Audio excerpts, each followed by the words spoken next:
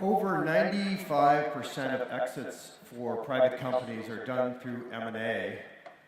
So the way I think about it is, when you talk about M&A, I'm basically telling you, or whoever the acquirer is basically telling you, have you wasted the last 10 years of your life creating a company? So, as I think about M&A from my perspective, I'm here to add value to the person who created this great company. And by doing that, I can hopefully make them much wealthier, have them then mentor the next generation of entrepreneurs and invest in their companies, and make this great country more well-known across the world for all of the innovations they've had. So I'm going to talk about the M&A trends, but I'm also going to talk about how can you take what the company you created and make something much better globally with it. As we all know, the market has been funded by the governments across the world for about 10 years now since the downturn, and has had a tremendous, tremendous run. The consequence of a big run like this in the M&A markets is that premiums are declining from an M&A perspective, but that's because the multiples are expanding with the market. So all the public companies are getting higher multiples. Multiples are about 25 to 30% higher than all-time historical averages. And therefore, the exits of companies that are being acquired at much higher multiples as well. So that's one of the big trends we're noticing out there now, is valuations are inordinately high of acquirers and of targets. The result of that, of course, is when you have high valuations, when you're growing substantially as an acquirer, then you need to continue to fuel that engine that's giving you that multiple, which is growth, so you acquire a lot of companies. So coincident with high market multiples and high market runs and returns, you have a significant amount of M&A going on in the market. And what happens is winners like winners. It becomes like a drug for them. If you have this growth and you have this high multiple, you have a lower cost of capital and you have an advantage versus your competitors. So if you start to lose that advantage, you lose the ability to compete. So if you look at old school companies that are getting disrupted by new companies, it's because they stopped focusing on growth. They tried to protect what they had instead of continuing to grow. The winners, the Googles, the Amazons, the Facebooks, companies like this, continue to acquire, continue to buy the WhatsApps, the Waze, the companies like that, to facilitate their growth, reduce their cost of capital, and to perpetuate their dominance. What's happening in the market, though, is the result of that is, despite the fact that I'm showing you slides saying M&A has increased, what's happened is the M&A deal value has increased, but the number of deals has actually been steady for a number of years here. So what's happening is the average deal value has increased per transaction. And what that means from the perspective of people in this audience is it's very, very important that you create something that's bigger, more sustainable, and has an impact on some industry. So in the old days, when I used to do this sort of 20, 30 years ago, someone would come in and say, yeah, I'm kind of missing this little niche technology and I need to add that functionality, or it's nice to add some engineers that have this capability. Now what you're seeing is these large companies want to buy the WhatsApps of the world, the Wazes of the world. They want a scale-based company. So selling prematurely or creating something that doesn't have a large TAM with good unit economics has become much less appealing in this market environment. The other aspect of the market environment that is very important is that this run that I talked about, this government-subsidized run since 2009, post the bottom of the market, has had a very, very long tooth in it. So these are the last sort of 4 bull market runs, and you can see that we're nearing the all-time peak of 44.94, which coincidentally is the longest bull run period since the Great Depression. So we're now at the second longest expansion of the market since the Great Depression. So in theory, we should be having a potential risk for slowdown in the markets, slowdown in growth, and slowdown in mergers and acquisitions. Skip this to be efficient. But I have a different philosophy on that, which is tech is disrupting every industry. And what we noticed during the last downturn is every single industry was impacted, and in theory, tech was impacted, but that actually didn't happen. Tech did not decline at near the magnanimity of other industries. M&A continued to occur throughout that cycle for tech companies. As a matter of fact, some private equity firms even leaned forward, like Thoma Bravo, and purchased more companies. So what people are learning is even in a downturn, you have to build for the future, and tech is that future. So you have a very strong bull market currently. You have a number of companies that are continuing to outperform. You have a very, very low cost of debt, which has brought in a lot of new acquirers, and the ability to put cash on your balance sheet and earn returns is not possible. Cash is growing at about 0% return, very close to it, and there's $2 trillion of cash on corporate technology balance sheets today.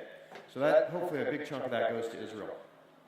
The reason that's important is because if you're a company and you're getting valued for growth, and you have an asset on your balance sheet that is very, very significant, it's hindering your growth. So they need to use that capital. They either need to return it to shareholders to get it off their balance sheet, or they need to start acquiring more growth companies. In addition to all the disruption that's going on, which I'll talk about in a second, this is a very, very compelling combination of factors for continued M&A across the world. I talked about scale earlier, but this is a good example of how scale is translating into the M&A environment. The number of exits of larger companies has been growing dramatically from 11 in 2012 to 32. So in the last 6 years, it's up 3x for very, very large M&A exits of private funded companies. And the increase in late stage investments continues to fuel these companies. So the private investors in the market are trying to find the winners in the market and to overfund them. This was happening long before SoftBank came into the market with the Vision Fund. It's been happening with all the growth stage equity investors that have come into the fund, and then SoftBank, of course, amplified the attention to that. But what you're going to see now, what you're seeing now, and what you're going to continue to see is if you're a winner, you're likely to get bought by a winner for a very high valuation, or you're likely to be able to go public for a very, very high multiple. And so all of the capital in the market is gravitating towards the winners and the scale private companies. The other factor that's come into play here, and this will be more for the technology companies, private technology companies that have a lot of cash flow, or for the companies that are in sectors where private equity is predominant. When I was in this industry 15, 20 years ago, private equity was non-existent. It was less than 1% of the transactions in the market, and that was during a good year. Private equity firms now represent a third of all the acquirers in the market. And what you're seeing from private equity players is private equity players are now becoming the new strategics for low growth industries. So I would bifurcate the tech M&A market into two categories of people. Those that are focused on growth, so call that the Amazons, the Googles, that community. And then you have the established old school companies like software and those mature companies that are going, call it at 3, 4, 5, maybe 10% in the high end, but have very, very predictable cash flows, very, very high margin, very low risk to them. And that's where the private equity players are playing.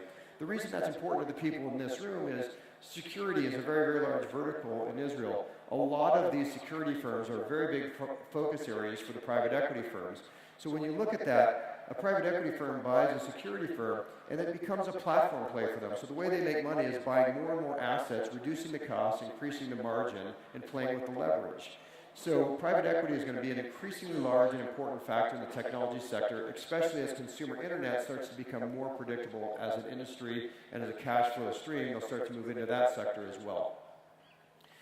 It looks like a shameless promotion for Jefferies getting the highest premiums out there, and it is. But the point of this is very interesting, and I'll talk about why this is. So for 20 years, my team has generated the highest multiples and the highest premiums for companies that are exiting to a larger acquirer.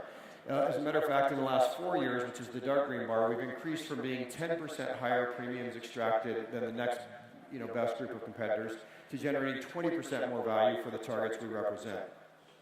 The reason for that is I've really simplified, and my team has really simplified, what does it mean to sell your company, and why is someone looking at you and saying you created something of value?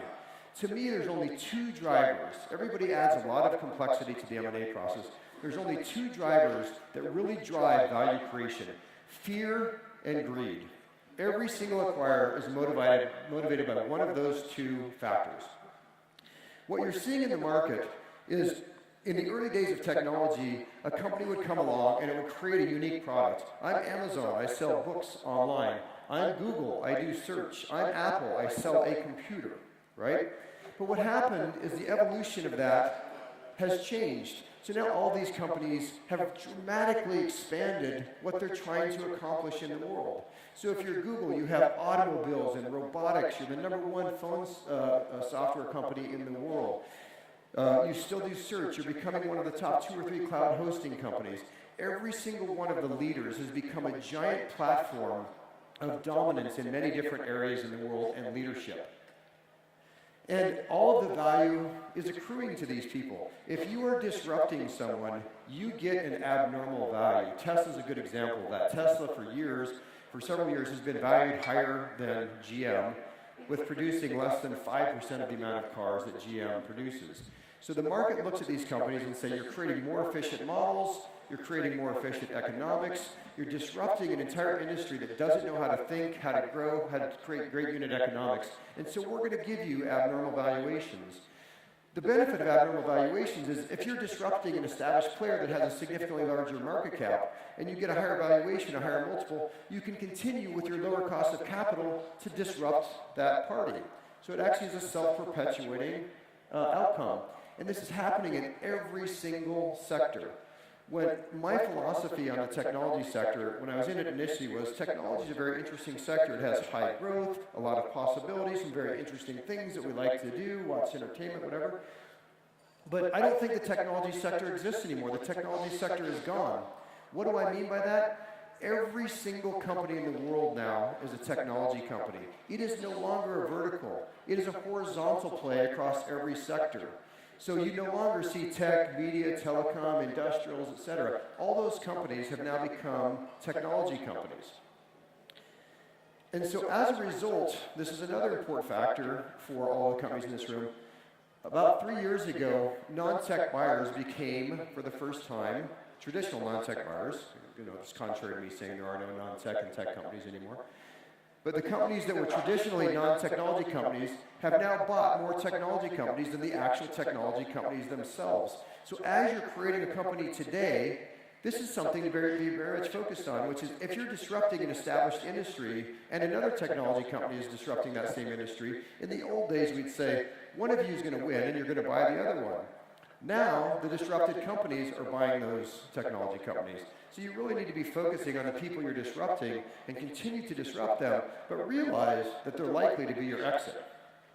And this is happening across every single sector, and the result of this, as I mentioned, in this fear and greed equation, is that all of these large established companies that are getting disrupted are the fearful ones, the greedy ones. These are the people that are looking at the things that the companies in Israel are doing and saying, this company has the chance to take a significant chunk of my business. This company has the chance to extract some of my margins, to steal some of my employees, to increase my cost of capital because they're reducing their own cost of capital. So I can't do this. I might not be in existence. If I'm GM and someone in Israel is creating a technology that allows a car to see and to think for itself and to go somewhere on its own, that has the potential to disrupt my $70 billion enterprise. And I, as a CEO, might lose my job. I, as a company, might not exist anymore. So I have no choice but to make the decision to acquire that company. So when you're Cruise and you start creating this company, you're thinking, I'm going to disrupt GM. I'm going to put it out of business. I don't want them to exist anymore because what they're doing is killing people, it's hurting the economy, it's hurting the environment. So I want to disrupt this company because I think I can do it in a better way. But then what you learn is that very company that you detest and you're trying to displace becomes your acquirer over time. So I'm going to stop there because we don't have a tremendous amount of time. But I think the key takeaways from this is there's not many countries in the world that are better positioned for this evolution of what's happening in the world today of technology becoming from a vertical to a horizontal play and disrupting all of these industries than this very country right here. It's why Naughty Ganor on my team spends so much time over here, probably half the year over here. It's why all of our technology team comes over here, probably a third of the year each of us, and spends time because this opportunity set here is enormous. We think there's a tremendous amount of potential, and we are here to not only champion this country, but to champion the entrepreneurs that are creating all this value, see if we can't continue to build this ecosystem into a self-perpetuating ecosystem and take advantage of all these trends. Thank you.